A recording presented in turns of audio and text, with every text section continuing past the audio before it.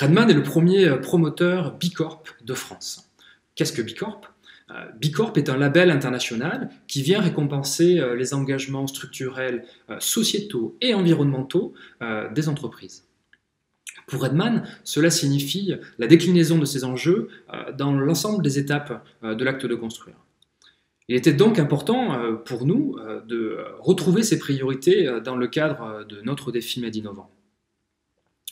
C'est-à-dire imaginer des solutions résilientes, ça c'est l'objectif universel, répondant aux enjeux bas carbone, c'est-à-dire aux solutions techniques, matérielles, respectueuses, mais ce n'est qu'adresser une partie du problème, et donc de la solution, car il faut aussi considérer les enjeux sociétaux, c'est-à-dire tout ce qui peut être vecteur de valeurs fondamentales autour de l'humain.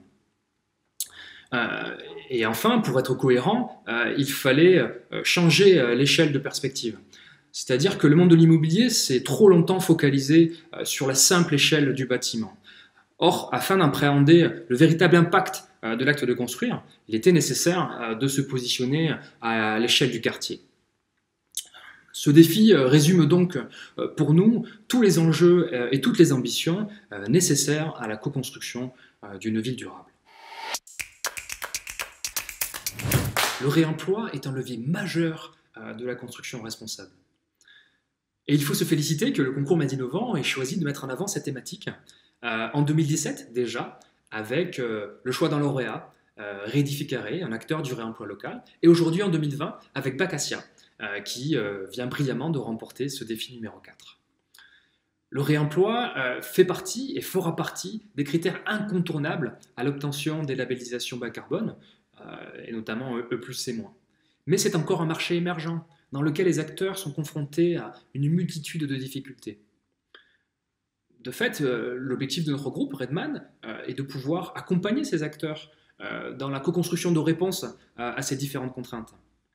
Le support pour l'évolution des normes, l'amélioration de la gestion du stock et de la logistique, les aider à former les acteurs pour avoir une dépose attentionnée qui puisse valoriser l'acte de réemploi, mais aussi identifier des ressources, d'offres, des chantiers, mais également de la demande, les futurs acquéreurs de ces matériaux de réemploi, de manière à créer un cercle vertueux autour de cette dynamique.